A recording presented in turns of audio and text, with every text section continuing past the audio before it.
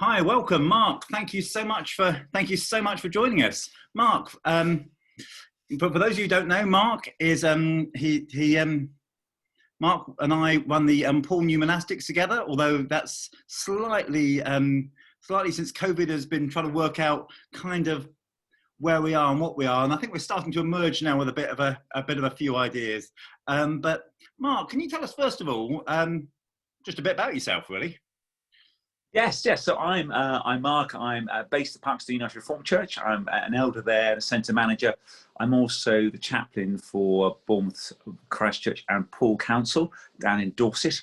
I'm not ordained. I'm a layperson, and I have had the privilege of co-founding a couple of projects, if you like. One's called LifeWorks, which is a bit like a therapeutic structured day centre where anybody can come along and bring their gifts. And it's very much about physical things, practical things like carpentry and painting and decorating, and cooking and all those sort of practical skills, and brickwork and doing up the building and places and making things in the woodshop. But also privilege of being chair and one of the co-founders of Paul Community Exchange, which is very simply based at the church and the wider community. It just holds a space for that exchange to happen between individuals, based on basic principle that everybody has something to give and everybody has something that they need. So pretty much bring what you can, take what you need. And which is actually an amazing picture of the human condition, actually, because I think there's something quite deeply, we often talk about people being independent living and all those sort of phrases, but actually humanity was never meant to have independent living. We were meant for interdependence. And I think I love that idea of the exchange, because actually, however broken you are, there's something you can give, and however sorted you are, there's something you need. And actually, that idea of an exchange is a great leveler, which I think is quite key. Absolutely. So it isn't people being done to. I mean, often as churches, we can fall into the trap of bringing the Lord of the Manor and doing things to people. So it's more of a collaborative approach, and actually the expectation that there will be, there's folks there that are far more skilled in any one area than you're ever likely to be. And it's a bit like, we haven't got to that point. I'd love to put a big jigsaw, maybe one of those 1,000 pieces, up on the church wall with a piece missing, with a caption saying, "Is this you?" Well, I think that's a great image, isn't it? Because so often we talk about what we do, but actually what normally happens is the church has a program, they try and shoehorn people into it, rather than this actual idea of who has God called us, who's God brought with us, how can we bless them, how do they bless us, and this sort of idea of at the heart of what it means to be a community is Nick can never say this word, but reciprocality, is that the right word?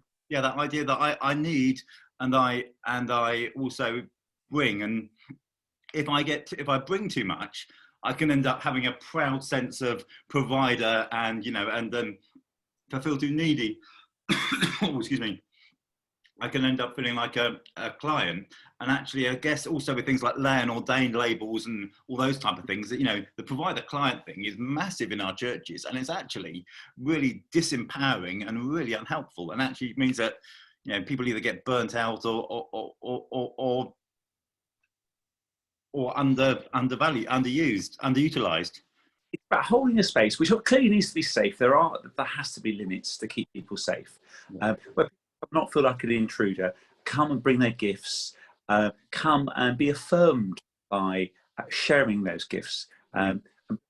Others, but blessing themselves in that. Maybe gifts they didn't know they even had. And there's something about matching the needs and the gifts of the community. And by that, I just don't mean the church community or communities gathered, but the wider community as well. Yeah. In many ways, Parks and URC, we call it Perk. Feels quite like an oasis in there, where people just come to it. One of the things that always makes me that I like, I'm just going to embarrass you now, Mark. One of the things I always like is whenever anyone walks into Perk, normally Mark is very busy doing something, and his first phrase is normally, "Oh, good to see you. Put the kettle on." That idea that actually, the great leveler, whether it's put the kettle on. You all know this, Andy. It comes to the fact that I'm dyslexic, and one of the downsides of that is I have poor facial recognition, so I can't remember people's faces. So I'm a long lost relative, because they could be. But Yeah, so. but there's something great in how I did. Everybody gets warmly greeted, and everybody gets told to put the kettle on, which I think is great. Recently, so you're saying, talking about the community exchange. Recently, the your project and your work has taken a very different turn with COVID. Do you want to talk a little bit about all that's happened over the last Yeah. almost a year, really, or just under a year, anyway?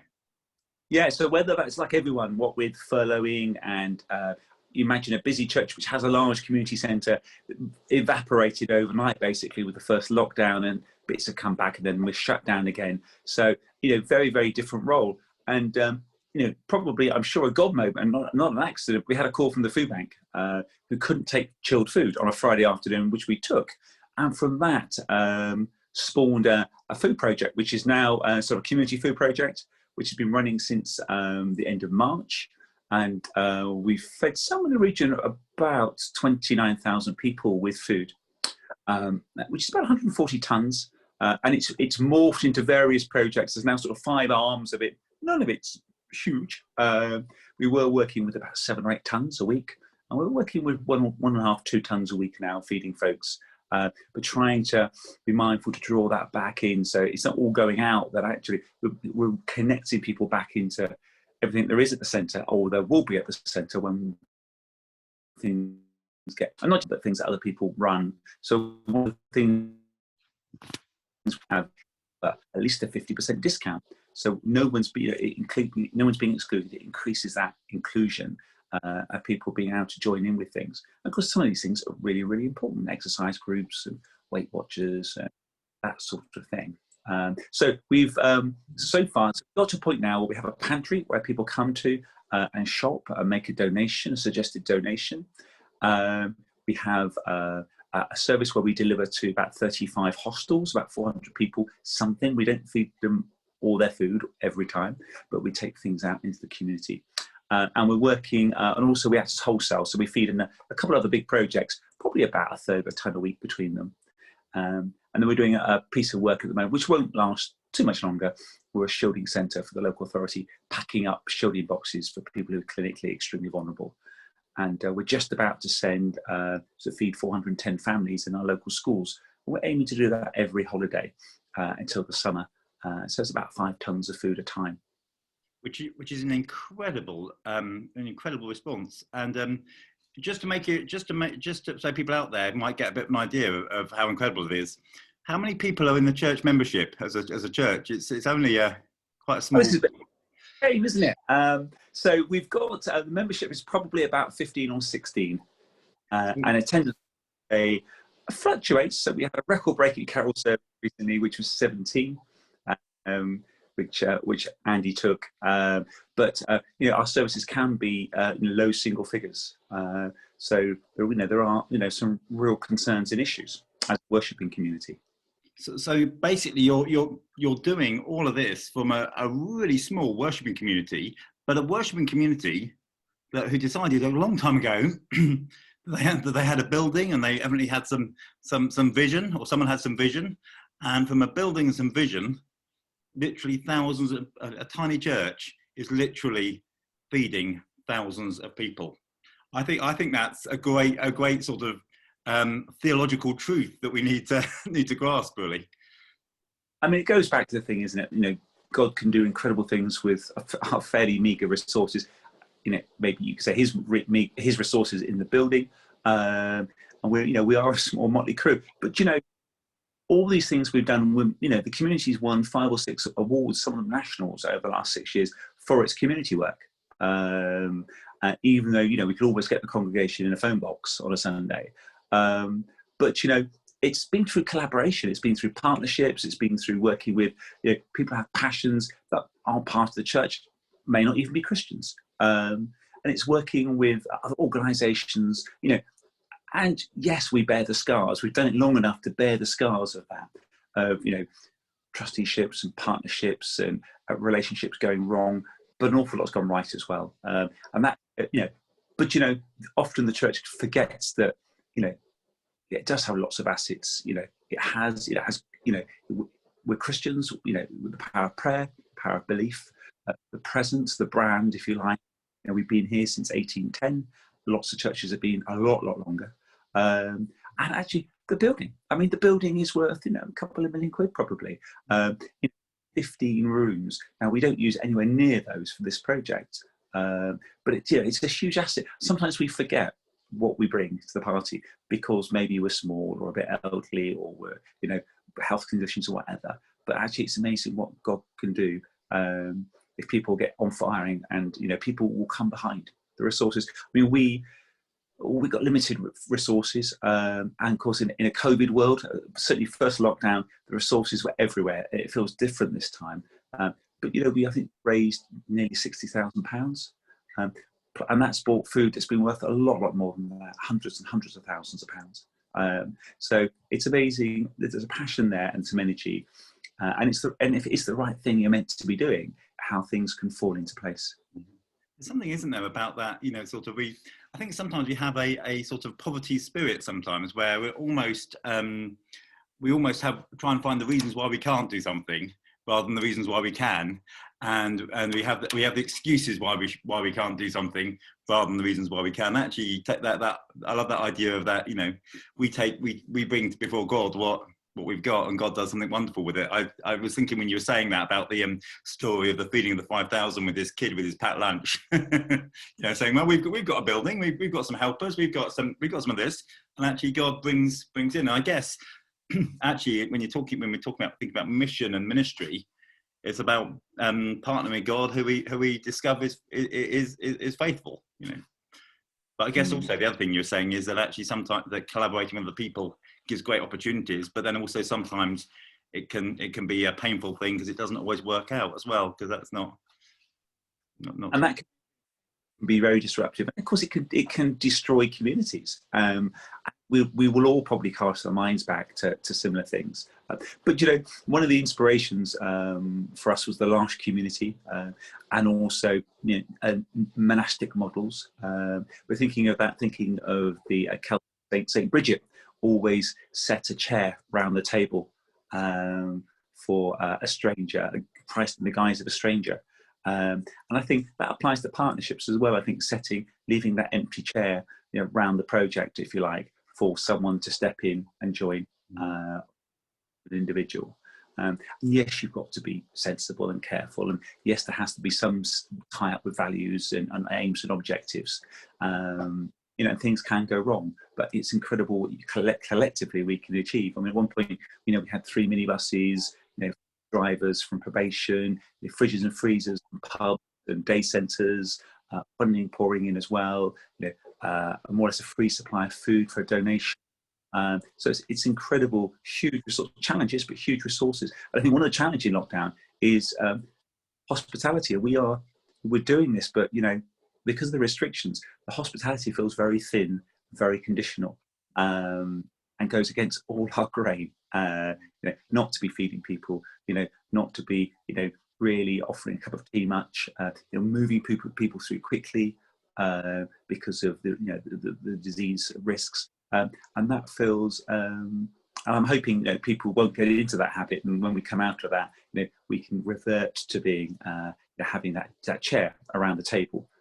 You know, we cooked together, we ate together most days before lockdown, and invite people to the empty chairs around the table, because actually that's what people share the most intimate moments, and people feel share the most deepest things in, you know, taking bread together.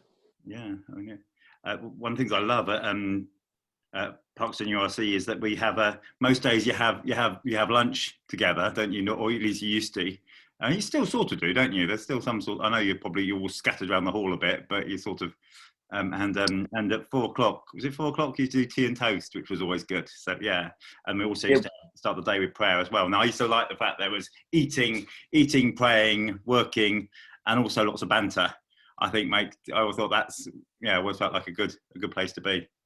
Once a month, we went and had a day with the Franciscan Friary down at Hillfield. And I have to confess, that's where we shamelessly ripped the tea and toast off at 4 o'clock. Good idea, always worth nicking. and it's great. And actually, I think the Franciscan communities and some of the Celtic and the neo-monastic Celtic-inspired communities have been our inspiration. And we are, Andy's introduction about Paul neo-monastic, I almost feel we could be done by trading standards if we're not careful, because we're still journey there. It is one of the complications of having a small community. You end up with lots of communities doing things, some great things, and lots of people who, of course, are trustees or committee members, overlapping various things, which is great, but it can lead to sort of people being exhausted, but also confusion of which hats people are wearing, and it can be messy in a small community with lots of different collections of partnerships. And if we were a bigger community, maybe some churches wouldn't bother because they didn't feel they needed to do it, or were called to do it, or wouldn't take the risk, or what have you. But it is messy. Do you think there's something about the being a small community that you're almost? I think the fresh expressions people talk about it being called a sodal community. That idea that actually it moves quickly, it's flexible, and actually we don't carry people really because actually everybody's needed. You don't come and join in with the stuff here and think you can put your feet up, because you can't. Someone will say, "Here, can you give us a hand?" Pretty soon. Yeah, I mean, I like sort of the new community's idea of having these sort of circles of belonging, because we don't want to be pushing people, into the wrong spaces or being ungracious or ungenerous. And obviously, it's a way of losing people very quickly if we start pushing them. I mean, churches can be very guilty sometimes of jumping on people and hoodwinking them into things very quickly, and people, the best will in the world being in the wrong things just out of desperation because there's not another square peg to go in the round hole. So we need to be very careful of that. But it's also, I met a colleague at a conference who said his opening line was to some. He was based in Scotland, and they come through the door. They had a shop, I think, some sort of community centre, and he'd make them a cup of tea, and then he'd say, that's the last cup of tea I'm going to make you, because now you're part of the community, and you make it on with everybody else. And I'm sure he did make the tea, but it was quite a powerful point. I've not been brave enough to say that yet. No, but you do. You have that. I think there's a hospitality in the fact that you say put the kettle on, which means you can help yourself to the tea and coffee, and you're trusted to go in the kitchen and or make us one too. I think actually sometimes that feels more like you're being invited into the family than you're being served like a client or whatever. I think there's something quite special and precious about that. Yeah, and we've always. I mean, it's that challenge, isn't it? About if you're going to label people that are part of the community and you have staff and volunteers, clients, service users, I mean, what a horrible term, is great, but again, that can be exclusive. So I think on one of the projects we opted for participants, and I know a project where the ordained sort of member of staff who's leading is just seen as the lead participant. Not vicar or reverend or a leader or anything like that. So words are powerful, but actually it's about relationship, isn't it? At the end of the day. Saying about, I'm going to misquote this terribly, but I once said something like, in our materialistic society, we'd settled on individualism, but we'd sacrificed communal security doing that. Yeah. Because there is can't have it all and be part of a community. And we know that, communities sound great, but if you live in one, particularly a residential one, you end up wanting to kill people and, end up, driving each other batty. Mm. I think there's a lot in there. And I think too, community is both wonderful and it is costly, because we both, I guess in that sort of thing, we both, as human beings, we both bring our gift and our need using the same picture to a community where we bring both our strengths and our weaknesses, our good habits and our annoying ones to a community too, which is again part of the way of doing family well, is that sometimes families are hard work, but actually having a community that's got enough love to hold it together is I think what it's about, but not always easy. In fact, well, not always easy. Sometimes quite hard and challenging and difficult. Yeah. It goes, it's really important about visions and values, isn't it? And, I get stuck with words sometimes, but it's, you know, if we're singing off the same hymn sheet, we had half a chance if we fall out of actually seeing the bigger picture and realizing that we're back in again. Yeah. You know, and plenty of grace to cover it. yeah. I mean, it comes with maybe with age and a little bit of self-awareness. Yeah, and I think, you know, perhaps God made me maybe had a giggle because, you know, I've got some exceptional skills. I have so many holes, so many lacks of skill and ability that the only way I can function is within a team. Like it, that's just the way it has to be. That's amazing, but it's frustrating as well. And I'm sure I frustrate the pants off a lot of my teammates. So I apologise to them. but that's part of being us in a community, that body of Christ, where we all sort of need and pull together. So brilliant. Thank you, Mark, so much. Last question. I haven't really asked any questions. I've just made statements and we've sort of bounced off ideas off each other, really, which has been nice. But if when you were starting all that you've done, if you're starting it all again, or you were having to talk to your younger self, is there anything you'd say to yourself as one key bit of advice to what you'd like to? It might be a really hard question. That might be me being mean. Prepare for that one. I mean, I would still do it. I think I really personally struggle with balance. That more than anybody else, about balancing life. You know, one of the things inspired about the neo-monastic is the Richard Rohr stuff around contemplative social action. You know, trying to balance that with the contemplative reflective and trying to mirror that with folks in the community that are activists and others who are contemplative, trying to get that balance. So I think probably I would say to myself the importance of team. I don't think I probably knew that in the early days. I expect the knocks and scars. I used to go to conferences and people used to say, you know, I've got the scars, and I used to think, what does that mean? And 14 years on, I know exactly what that means. Yeah. And hopeful, but expect them; they will come. You know, if you're working collaboratively with people, that's going to happen. And I think, you know, in all of this, I had a colleague who sadly isn't with us anymore, a trustee, an elder, who I can be sometimes, for my optimism, I can be cautious. And so I was often accused of lacking in faith. And I think have a bit of faith. And at the moment, you know, we are feeding schools and the food will run out. And I'm not quite sure what we're going to do. But it was actually a colleague of mine who isn't a Christian who challenged me the other day and said, come on, you know, this is going to work. I know it's going to work. Actually, you're a Christian. Where's your faith, Mark? Come on. You need to go and pray. And so that ended up as a challenge to basically all the trustees and other colleagues who were Christians. Okay, let's pray into this, just see. And if you're not supposed to be here, then it's not going to, the resources won't come forward, and we'll back off and focus on other things. But yeah, so that's not probably very helpful, but a bit of a rumble about it, really. And look up, you know, this is going to, everyone that knows me is going to have a giggle. Try and look after yourself, be kind to yourself. And I so struggle with that still.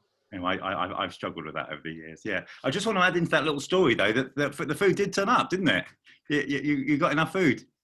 It did. We had a call and I went up, did a couple of trips 30 miles up the road to Southampton to pick up 3/4 of a ton of food, which is great. And the local food bank sent us some food. Now that clearly isn't going to get us all the way through to September, but it's a really, really good start.